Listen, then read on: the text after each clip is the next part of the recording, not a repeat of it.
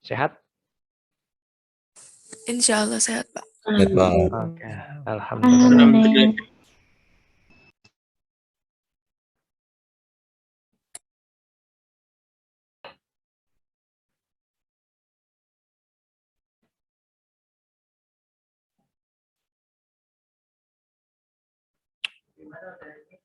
Oke, kita lanjutkan.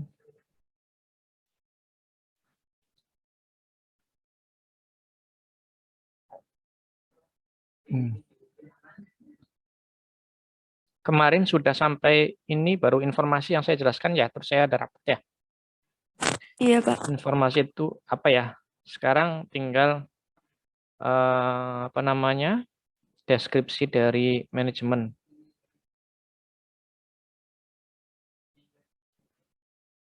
Ya, ini kan kemarin sudah ya. Jadi informasi itu merupakan sebuah kumpulan dari data atau fakta yang telah diolah dan memiliki arti tertentu. Oke, sekarang kita lanjutkan deskripsi dari manajemen. Manajemen itu apa? Ya, manajemen adalah suatu kegiatan, ya, pengolahan kegiatan untuk menjalankan tugas dan fungsi serta tujuan suatu organisasi. Ya. Jadi, dalam sebuah unit atau organisasi ini perlu ada satu pengelolaan, ya, sehingga kegiatan nanti dapat berjalan dengan baik dan lancar. Nah, sebetulnya ya dalam sebuah manajemen itu tidak harus bergantung pada kumpulan unit atau organisasi, tetapi juga bisa dilakukan secara personal. Nah, pertanyaannya, teman-teman, apakah pernah melakukan aktivitas kegiatan manajemen?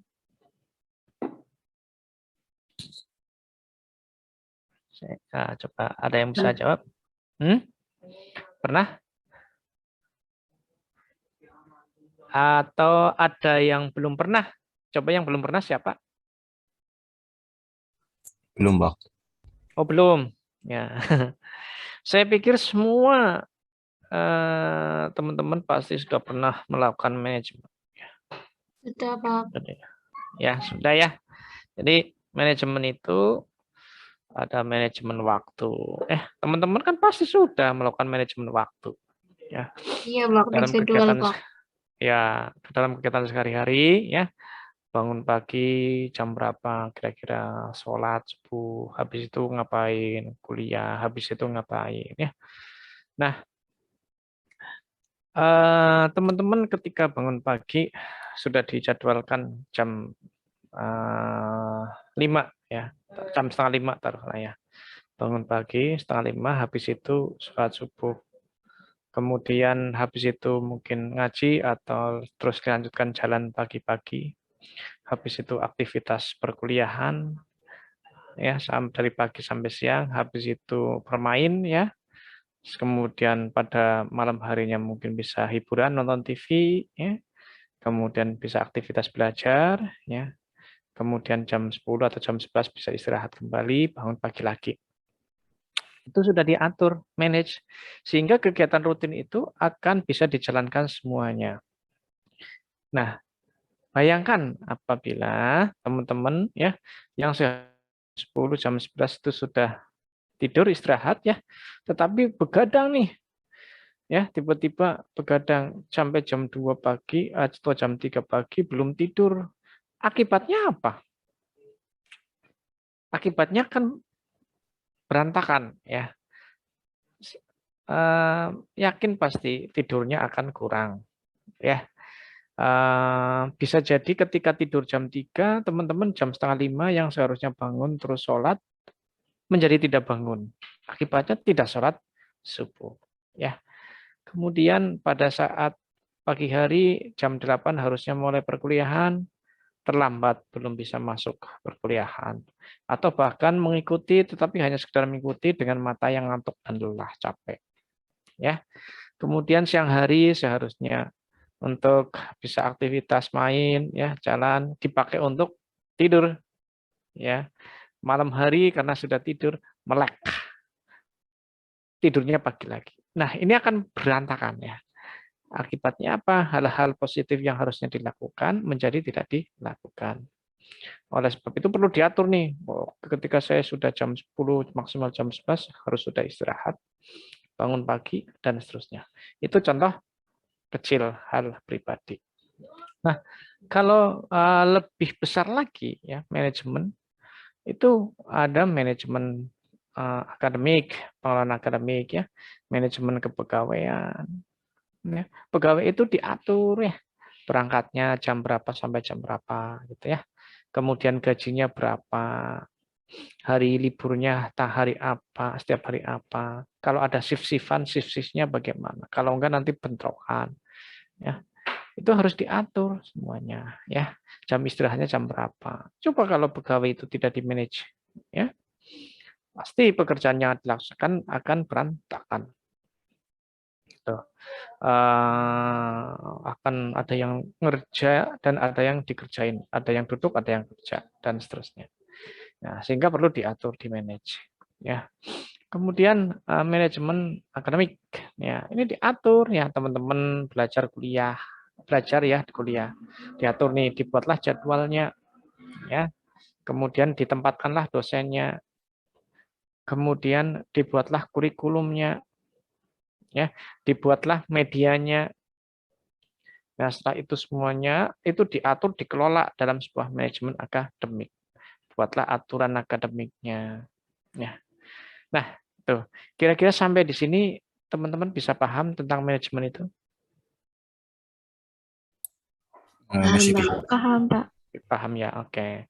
Mungkin teman-teman yang suka kegiatan apa namanya ekstrakurikuler atau kegiatan organisasi himpunan mahasiswa ya, BEM, itu saya yakin pasti sudah melaksanakan kegiatan manajemen. Nah, selanjutnya di dalam kegiatan manajemen itu ada aktivitas perencanaan, ada aktivitas pengorganisasian, ada aktivitas pengendalian dan aktivitas pengawasan. Atau dalam bahasa asing kita dengan istilah POAK, planning, organizing, executing, dan controlling. Ya, jadi planning itu adalah perencanaan, ya. Organisasi adalah mengorganisasikan sumber daya yang ada. Kemudian executing itu adalah melakukan pengendalian, ya, leading, ya, mengatur, ya. Kemudian controlling itu melakukan pengawasan, ya. Pengawasan dengan melihat rencana dan realisasi, apakah ada perbedaan, apakah sudah sesuai, dan seterusnya. Gitu ya. Jadi dalam sebuah manajemen itu ada istilahnya dikenal dengan fungsi manajemen POAK, planning, organizing, executing, and controlling.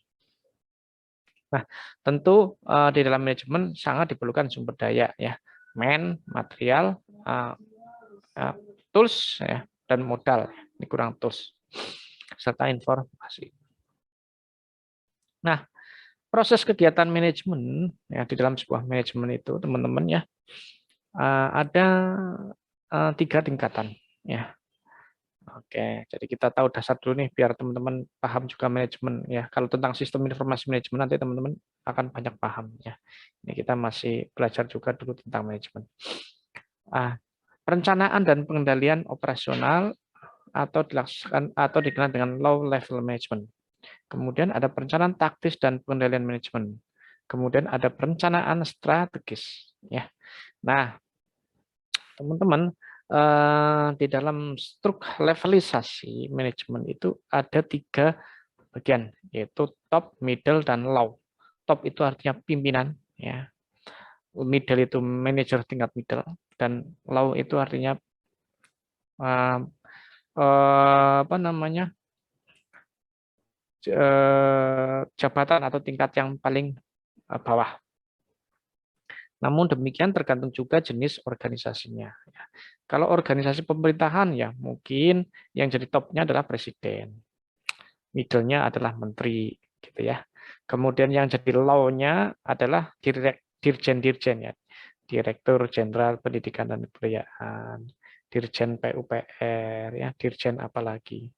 Jadi tergantung organisasinya. Akan tetapi kalau di dalam unit politeknik, misalkan ya Politeknik Negeri Cilacap, maka topnya adalah direktur dan wakil direktur, middle-nya adalah ketua jurusan, low-nya adalah kepala laboratorium. Nah, ini adalah tingkatan-tingkatan daripada manajemen. Kira-kira teman-teman bisa dipahami? Oke. Kalau ada yang mau ditanyakan, apa sudah cukup paham? Belum ada. Belum Oke. ada. Nah, tadi yang saya sampaikan bahwa manajemen itu terdiri dari planning, organizing, actuating atau leading ya, serta controlling. Nah, ini ada 4 ya. Ini teman-teman nanti ketika menjadi seorang pemimpin, kemudian menjalankan sebuah manajemen ngatur, ya jangan lupa nanti ini diterapkan planning, organizing, actuating, and controlling. Ya, nah untuk lebih jelasnya di sini ya. Planning itu apa sih? Planning adalah menetapkan sasaran, merumuskan tujuan, menetapkan strategi, membuat strategi, dan mengembangkan rencana untuk mengkoordinasikan kegiatan. Jadi direncanakan tuh, dirumuskan tujuannya apa, rencananya apa. Gitu ya. Saya membuat sebuah perencanaan apa dalam himpunan mahasiswa teknik informatika. Misalkan saya mempunyai perencanaan tujuannya agar semua mahasiswa memiliki kompetensi di bidang materi pemrograman dan jaringan. Ya, misalkan ya semua teman-teman mahasiswa TI punya itu, ya. Nah, akhirnya perlu dibuatlah sebuah himpunan mahasiswa teknik informatika. Itu rencananya, gitu ya. Kemudian diorganising ya, diatur nih. Bagaimana sih tata cara pelaksanaan kegiatan himpunan mahasiswa teknik informatika itu, ya. Menentukan apa yang perlu dilaksanakan dan cara pelaksanaan dan siapa yang melaksanakannya. Nah, dibuatlah struktur organisasinya, ya. Nah, yang jadi ketua HMT himpunan mahasiswa itu siapa? Ketuanya, wakilnya siapa, sekretarisnya apa, bendahara siapa, mungkin kalau ada bendahara. Terus tugas-tugas masing-masing personil itu apa. Kemudian timnya, ya ada seksi kompetensi di bidang pemrograman, ada seksi kompetensi di bidang jaringan siapa aja. Ya, tugasnya apa saja mereka. Ya, kira-kira bisa dipahami nih? Bisa ya? Oke. Nah, Bisa. kemudian actuating atau leading ya, mengarahkan dan memotivasi semua pihak yang terlibat dan memecahkan segala konflik yang mungkin terjadi ya. Ini diarahkan nih mereka nih ya, ketuanya nih kalau sudah dibentuk organisasi ini, ketua atau pimpinannya harus bisa mengarahkan, mengendalikan semua anggota-anggota yang ada ya. Tadi nih sekretaris tugasnya ngapain? Itu dikendalikan, diatur ya. Terus tolong dong nyatetin semua aktivitas ini, kegiatan untuk jadwal ekstrakurikulernya jam berapa, kemudian nanti mungkin ada kegiatan untuk studi bonding, kegiatan apa ya. Kemudian nih nanti dari seksi bidang pemrograman ya teman-teman siapa aja dijadikanlah mentor-mentornya gitu ya. Siapa aja mentor-mentornya dikasih jadwal. Kemudian nanti bagian jaringan juga sama ya. Kemudian nanti ada juga seksi misalkan marketing ya. Berarti itu merekrut siapa-siapa saja yang akan menjadi anggota dalam himpunan mahasiswa teknik informatika. Kemudian ada event lomba, ada event buzzer, produk gitu ya, diatur gitu ya. Ya tugasnya siapa ya. Diatur ya nanti ketuanya. Nah, setelah itu baru dikontrol. Ya, kontrol itu apa? Melakukan pengawasan. Ya, apa yang diawasi? Yang diawasi adalah kegiatan yang berjalan ini baik atau tidak. Ya, untuk mengetahui kegiatan itu berjalan dengan baik atau tidak, kuncinya satu. Ya, kunci yang cukup tepat untuk bisa melihat baik atau tidak. Apa? Dengan melihat RNR, rencana dan realisasi. Ya, rencananya bagaimana dan realisasinya apa? Contoh nih, rencananya pengen di himpunan mahasiswa informatika itu ada minimal ya minimal ada 100 anggota aktif untuk belajar. Ya. pada tahun jangan 100 ya, 50%-nya. Pada tahun 2021 ada anggota baru ya Himpunan Teknik Informatika minimal 50 mahasiswa. Nah, akan tetapi pada saat pelaksanaan realisasinya itu proses pendaftarannya tidak sampai di situ. Hanya mungkin sekitar 30. Berarti ini ada gap nih. Rencananya 50, terus realisasinya ada 30. Ada gap. Gapnya apa? Gap minus, gap jelek gitu ya. Gap jelek. Maka ini perlu nih koreksi apa sih kendalanya gitu ya. Cari solusinya. Ya, itu namanya ngontrol. Jadi ngontrol itu tidak hanya melakukan pengawasan saja, tetapi mencari solusinya gitu. Nah, apabila targetnya 50 kok dapatnya 50 atau lebih. Nah, berarti itu realisasinya bagus ya. Artinya pengawasannya cukup diketahui ya, dicermati dan dipertahankan. Tetapi solusi pemecahannya ya nggak perlu karena semuanya sudah tercapai target. Kira-kira teman-teman di sini bisa dipahami tentang POWAK ini? Contoh kecil tadi. Insya Allah bisa, Pak. Insya Allah bisa ya. Nah, saya ada sedikit contoh.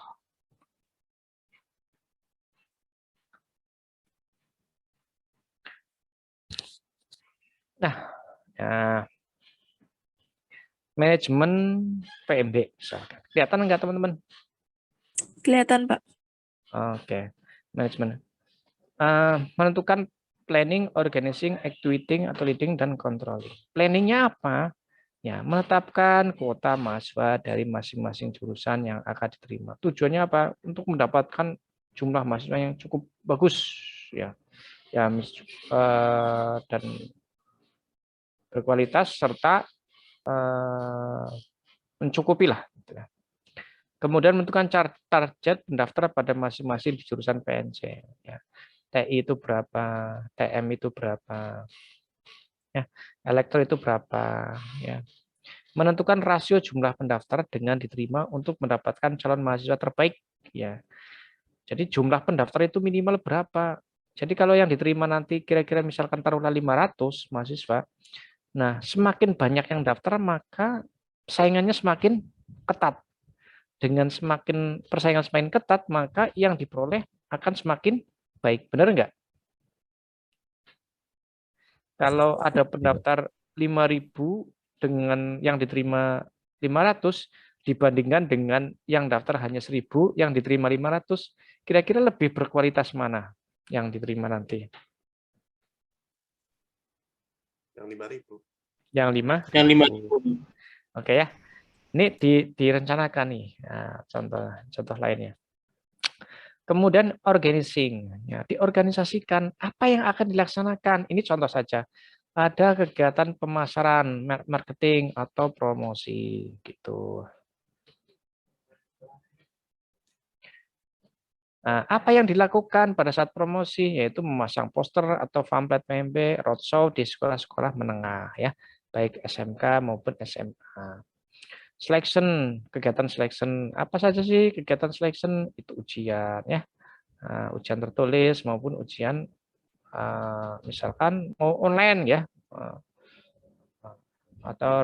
atau wawancara online. Registrasi mahasiswa nih untuk ya organizing juga diatur nih kegiatan registrasi. Jadi setelah diterima kan harus registrasi mahasiswa. Nah, siapa yang akan melakukan ini? Ada penerimaan pembayaran kuliah PMB gitu ya, dan lain-lain. Nah, dibentuklah sebuah organisasi ya gitu. Ketuanya siapa, sekretaris siapa, bendahara siapa, tim promosinya siapa, tim seleksi siapa, tim registrasu ya. Itu siapa? Bisa dipahami? Ya, ini ya adalah organizing. Selanjutnya setelah diorganising, maka di activating atau di leading, diarahkan ya. Nah, ini kan kita sudah nih bentuk tim promosi ya, si Denny, Dewa, Dimas ya. Tim promosi roadshow di sekolah menengah di wilayah Perlimas Cakep minimal 100 sekolahan. Tujuannya apa? Untuk mendapatkan calon mahasiswa yang sebanyak-banyaknya. Ya. Semakin banyak sekolahan yang akan dikunjungi, maka semakin banyak kemungkinan yang akan mendaftar di Politeknik Negeri Cilacap. Gitu ya. Kemudian tim selection mempersiapkan mekanisme tesnya, bagaimana mekanismenya, ya, tahapan-tahapan tesnya apa aja, ada tertulis, ada wawancara, ya. Kemudian jadwal tesnya kapan, serta soal-soal tesnya bagaimana, gitu ya. Kemudian yang ketiga, tim PMB, pimpinan PMB ini memberikan arahan-arahan atau kebijakan-kebijakan dalam kegiatan promosi dan seleksi mahasiswa. Ya. Jadi di samping tim-tim yang telah ditetapkan juga seorang pimpinan harus bekerja juga, ya, apa memberikan arahan dan kebijakan-kebijakan, ya, dalam kegiatan promosi dan seleksi mahasiswa. Nah, setelah di actuating, di leading, ya, diatur, maka kontrol, ya, apa? Nah, tadi saya sampaikan bahwa dengan cara melihat RNR, rencana dan realisasi, ya, memantau jumlah mahasiswa yang mendaftar, ini contohnya aja, memantau jumlah mahasiswa yang lulus seleksi, memantau mahasiswa yang registrasi atau bayar. Jadi dicek nih mahasiswa yang daftar berapa nih. Rencana contoh ya, yang daftar itu targetnya 5.000, jumlah mahasiswa yang diterima hanya 500. Berarti rasionya adalah 10:1. Akibatnya apa? Ya kualitas calon mahasiswa bagus gitu ya. Nah, kategori bagus. Jadi 10 pendaftar, nanti yang hanya diterima 1. Apalagi kalau 15 atau 20 yang daftar yang diterima 1, maka akan semakin baik lagi ya kualitasnya. Yang berikutnya, bila dibandingkan dengan realisasi jumlah pendaftar target 2.500, jumlah mahasiswa diterima target 500, maka bandingnya 5:1. Akibatnya mah kualitas calon mahasiswa bukan kategori bagus lagi, tapi cukup begitu ya. Nah, dengan melihat hal ini adanya gap, maka solusinya apa? Solusinya adalah mahasiswa perlu tim promosi perlu melakukan promosi yang lebih ditingkatkan lagi ya. Perlu diperbanyak sekolah-sekolahnya gitu ya. Pamflet-pamflet mungkin diperbanyak, brosur ya. Kemudian promosi via WA, Facebook, status dan lain-lain ya. Itu digemborkan semuanya. Bisa jadi juga perpanjang waktu ya.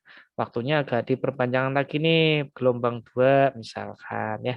Tadi gelombang 1 nih kurang ya, akhirnya buka gelombang 2 untuk waktunya diperpanjang sampai kapan sehingga untuk mendapatkan jumlah yang cukup. Kemudian yang berikutnya perlu evaluasi juga nih ya, biayanya ya. Yang daftar kok sedikit, jangan-jangan biayanya terlalu tinggi. Nah, ini disampaikan juga dengan pihak manajemen ya, biayanya apakah tetap bertahan atau mungkin bisa ada negosiasi. Apabila realisasi jumlah pendaftar lebih target, berarti tidak ada permasalahan dan hal promosi ya. Kalau tidak ada permasalahan itu ya berarti dalam petik cukup ya, kegiatan manajemen berjalan dengan baik. Kira-kira bisa dipahami teman-teman dengan contoh ini? Bisa, Bang. Oke, sip, kalau bisa alhamdulillah. Ya, nanti teman-teman ya ada tugas membuat contoh POAK ya. Tetapi nanti kegiatan lain ya, misalnya kegiatan himpunan, kegiatan BEM ya, manajemen dalam BEM. Kemudian manajemen dalam apa nih, sebuah perusahaan apa ya, kira-kira teman-teman ya. Bebas manajemen apa saja ya. Nah, satu kelompok ada 3 ya. Jadi nanti kira-kira mungkin ada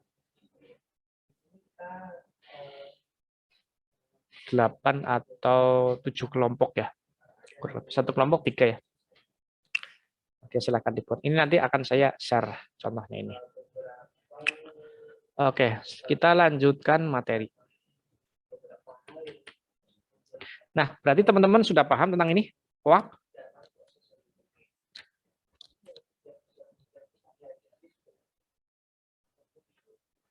Sudah paham ya? Oke, baik, kalau sudah paham. Insya Allah Nah, paham, Pak. Baru kita masuk ke dalam sistem informasi manajemen ya.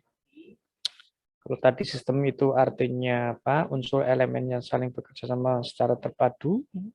Informasi adalah kumpulan data atau fakta yang menjadi sesuatu yang berarti. Manajemen adalah program kegiatan. Ya, teman-teman sudah paham nih semuanya. Nanti kalau sudah habis, join lagi ya. Nah, definisi terminologi dari sistem informasi manajemen itu ada banyak. Ya. Ini kegiatan yang dilakukan oleh sekelompok unsur dalam sebuah organisasi yang terkait dalam usaha memecahkan suatu masalah dengan memanfaatkan sumber daya manajemen sehingga sampai pada sebuah pemberian informasi untuk pendukung pengambilan keputusan. Ya, jadi sebuah usaha yang dilakukan oleh organisasi untuk memecahkan permasalahan dengan memanfaatkan sumber daya manajemen, ya, teknologi informasi, ya, untuk mendapatkan informasi yang berfungsi untuk memberikan bantuan pengambilan keputusan. Ya, jadi keputusan di sini dalam arti bagi pimpinan nanti itu apa yang akan dia lakukan. Nah, contoh nih, sistem informasi manajemen nilai SIM, SIM mahasiswa nih, dosen-dosen ketika melakukan evaluasi, menilai, ngasih nilai kan, ya, ngasih nilai, misalkan saya, Pak Abdul, Pak Oman, diupload di dalam SIM. Setelah masuk nanti akan terekap, ya, nilai mata kuliah yang diampu oleh saya, nilai mata kuliah yang diampu oleh Pak Oman, Pak Abdul, gitu ya, nilainya berapa aja, sehingga nanti akan muncul transkrip nilai dari masing-masing mahasiswa. Ada yang mungkin nilainya IP-nya di atas 3 ke atas. Ada yang mungkin nilainya di bawah 3. Ada yang mungkin nilainya E, D. Nah, E, D itu nilai tidak lulus. Ya, akhirnya apa? Ketua jurusan itu membuat sebuah keputusan. Ya. Mahasiswa ini akan tidak luluskan di DO ataukah diberikan kesempatan untuk perbaikan ujian. Ataukah mungkin perlu didatangin orang tuanya, ya, diajak diskusi masalah anaknya atau putranya bagaimana kok nilainya jadi jelek, gitu ya, sehingga buat keputusan apakah ini nanti bisa lanjut kepada semester berikutnya ataukah tinggal kelas atau DO, gitu lah. Kira-kira bisa dipahami? Bisa Pak, bisa. Insya Allah ya. Kemudian menurut James Altucher tahun 1992 dalam bukunya Sistem Informasi adalah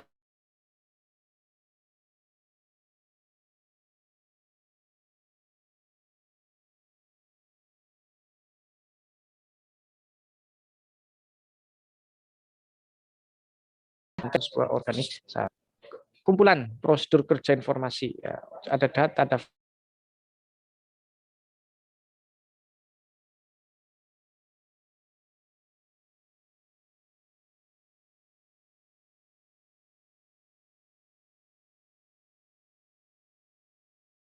teknologi informasi. Ya tadi contohnya SIM Politeknik Negeri Cilacap, sistem informasi manajemen akademik, ya. Ada orang-orangnya, ada dosen-dosennya, ya. Ada datanya, data apa? Data dosen, data mahasiswa, gitu ya. Ada teknologi informasinya, ya teknologinya itu ada perangkat komputer, ada perangkat server, ada koneksi jaringan internet, ya, yang diorganisasikan, digabung jadi satu, ya, sehingga menjadikan sebuah informasi yang bisa diakses oleh kita semua, yang bisa diakses oleh mahasiswa, diakses oleh dosen, diakses oleh pelacur, ya, itu sesuai dengan authorization systemnya atau hak aksesnya, gitu ya. Jadi kombinasi mereka. Sekarang kalau ada teknologi informasi tidak ada informasinya bagaimana? Tidak ada data-data mahasiswanya bagaimana?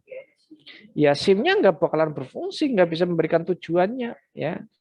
Ya kan, ada perangkat teknologi informasinya tetapi tidak ada informasinya, ya sama saja bohong. Ada perangkatnya, ada informasi tapi tidak ada orangnya, ya bagaimana sistem itu akan bisa bekerja, masuk, bagaimana akan bisa lakukan pengolahan nilainya, gitu. Sehingga ini sama-sama bekerja, ya, kombinasi. Sebentar, saya chargernya di mana ya?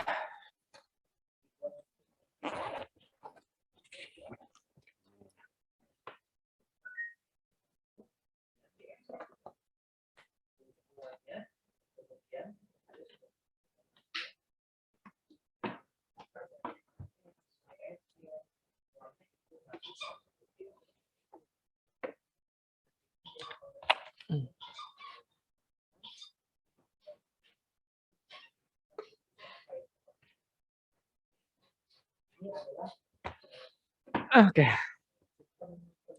Sedangkan menurut Bonner dan Hoffman tahun 1903, SIM merupakan kumpulan perangkat keras dan perangkat lunak yang dirancang untuk mentransformasikan data dalam bentuk informasi yang berguna.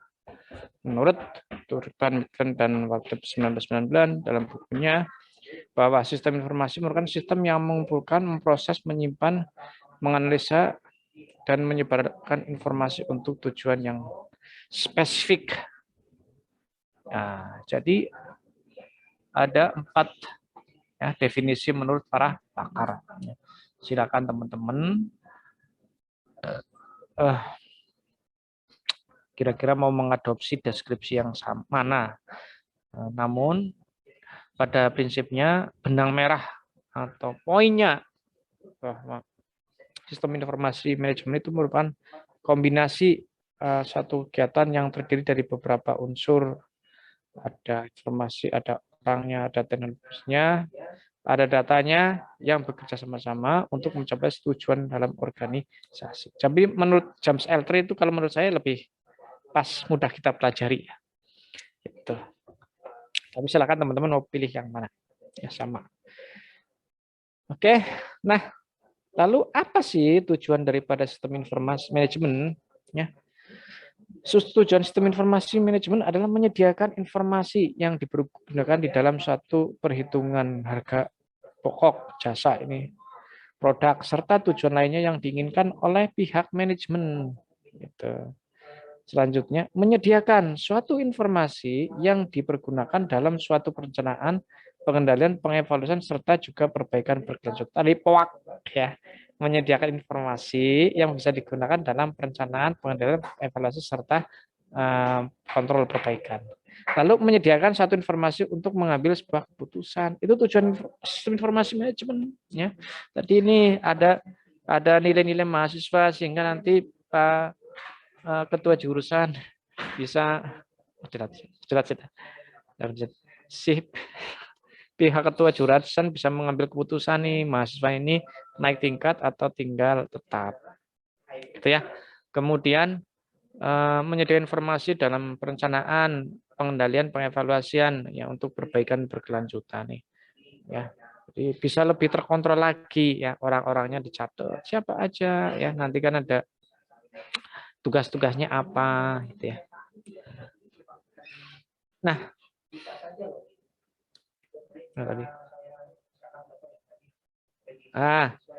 kesamaan dari berbagai teori produk, informasi, tujuan. Ini memang nggak perlu di ya. Yang atas ini nggak perlu lah. Sumber masukan ini data dan informasi. Dan dalam sistem informasi manajemen, ya, ini ada sebuah kerangka kerja, ya, atau prosedur kerja, ya, yang terdiri dari manusia, informasi, perangkat teknologi informasi, prosedur kerja, dan tujuan. Ya, jadi ini adalah kerangka daripada deskripsi sistem informasi manajemen. Ya, jadi suatu aktivitas, ya, kegiatan yang terdiri dari unsur informasi, manusia, teknologi, serta proses kerja yang dilaksanakan untuk dapat menghasilkan tujuan tertentu dalam organisasi. Tujuan yang spesifik ya, gitu. Nih, jadi informasinya apa? Manusianya ada ya. Informasinya data-data mahasiswa, nilai-nilainya. Manusianya ada dosen, kajur ya, mahasiswa. Teknologi informasinya apa nih? Ya, teknologi informasinya bahwa ada lengkap server, komputer, jaringan ya. Prosedur kerjanya bagaimana nih ya? Aturan main dalam sistemnya bagaimana ya? Dikelola ya, nilai bobotnya 40 40 20 misalkan. Ada prosedur-prosedur kerjanya ya. Kemudian tercapailah suatu tujuannya, bisa memperoleh informasi dari nilai-nilai mahasiswa yang telah dicapai selama ini ya. Bisa melihat hasil evaluasi pembelajarannya, bisa melakukan sebuah pengambilan keputusan bila mana suatu hal-hal yang memang kurang. Kira-kira bisa dipahami dan bisa menjelaskan rangka daripada sistem informasi manajemen ini?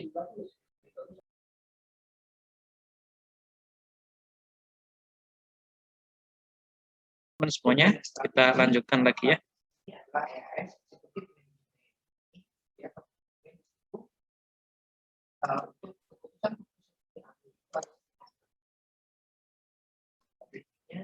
Kelihatan ya. Oke, kemudian pengaruh pengolahan sistem informasi dalam organisasi ya, bisa melakukan penekanan biaya, menaikkan profit ya. Jadi dengan adanya sistem ini bisa mengurangi tenaga kerja dalam bentuk manusia, biaya ya, untuk dengan adanya sistem informasi manajemen. Ya, contoh kecil, ojek. Dulu dengan pangkalan ojek kita menggunakan uang 15.000, tapi dengan Gojek hanya 10.000 atau 7.000. Ya. Kemudian customer service, kemudian dalam pelayanan meningkatkan performa layanan. Ya. Jadi kalau melayani penjualan barang ya seperti Indomaret, Alfamart itu kan enak ya, cit. Bayangkan kalau nyatet gitu ya, ini akan nanti. Apalagi kalau sudah menggunakan teknologi RFID. Barang-barang ketika datang taruh aja semuanya langsung terdeteksi, keren keluar ya, jumlahnya berapa, harganya berapa. Lalu ada manajemen proses tertib dalam. Nah ini adalah beberapa pengaruh sistem informasi dalam organisasi. Nah kemudian beberapa contoh sistem informasi, ini ada sistem informasi reservasi pesawat terbang ya. Kemudian ada sistem transaksi kredit, ada sistem transaksi bayar tunai, sistem pembuatan SIP, sistem informasi akademik, dan masih banyak sistem informasi. Nah, teman-teman bisa dipahami ya. Nah, ini silakan teman-teman yang tugas tadi silakan mulai dikerjakan ya, mumpung masih ada waktu ya. Sekitar 15 menit lagi saya ke sini lagi. Nah, ini nggak usah ditutup. Sekitar 15 atau 20 menit lagi. Ini karena saya ada tamu ya, silakan teman-teman sambil diskusi via WA apa ya, untuk mulai menentukan siapa saja yang akan menjadi kelompok masing-masing dalam tugas itu. Kira-kira bisa dipahami? Bisa, Bang.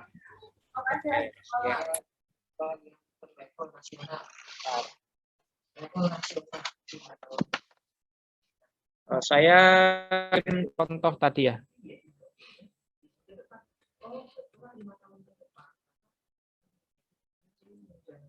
Mana?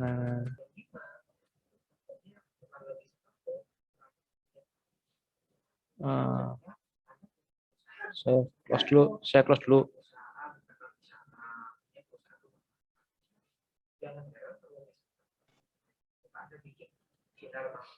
Silakan ya.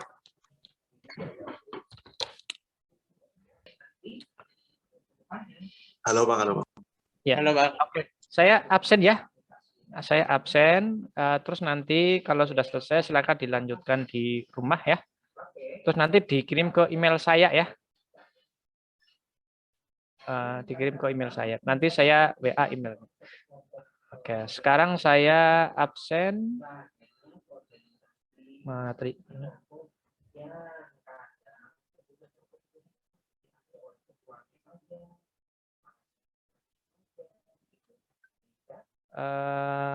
Nanti silakan dikerjakan di rumah, terus nanti dikirim ke alamat emailnya.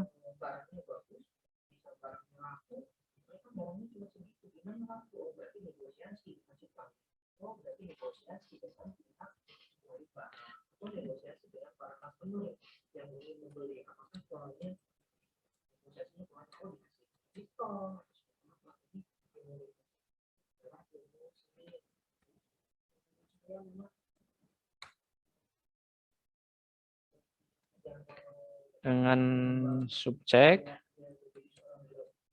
Nah.